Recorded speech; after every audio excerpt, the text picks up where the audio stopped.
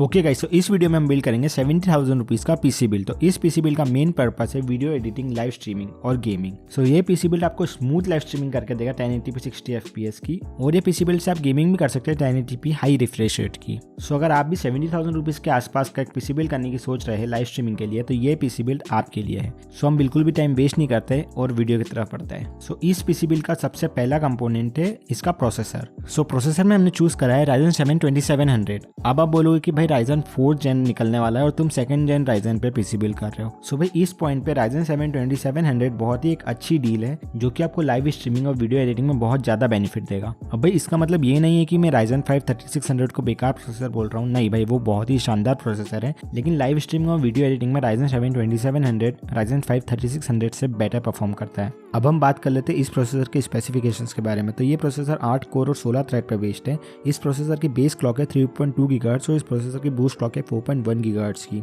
ये processor 12 nanometre के architecture पे बेस्ड है और इसकी TDP है 65 वॉट की, और ये प्रोसेसर आपको लगभग 17,000 रुपीज के आसपास अवेलेबल हो जाएगा। तो अब हम हमारे नेक्स्ट कंपोनेंट पे आते हैं जो कि है मदरबोर्ड। सो मदरबोर्ड में हमने चूज करा है MSI टोमाहॉक मदरबोर्ड, फिलहाल में जो अभी 12,000 to 13,000 के आसपास मिल रहा है। ये मदरबोर्ड के बारे में आपने बहुत सारी तारीफें सुनी होगी, तो मैं इस मदरबोर्ड में और कुछ ऐड नहीं करना चाहता कि इस मदरबोर्ड के VRM कितने अच्छे हैं। आपने बहुत सारी वीडियोस तो देखी ही होगी इस मदरबोर्ड के बारे में।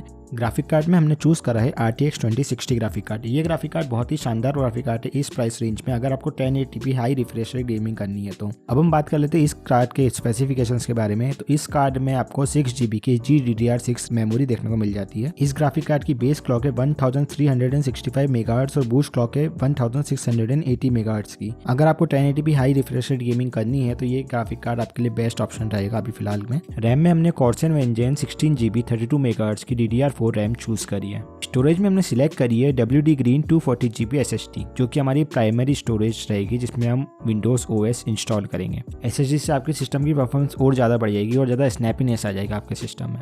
और रही बात सेकेंडरी स्टोरेज की, तो उसमें हमने चूज करी है Seagate की Barracuda 1TB हार्ड डिस्क, जो कि आपके गेम्स और फाइल्स रखने में और बाकी डेटा रखने में आपका काम आएगी।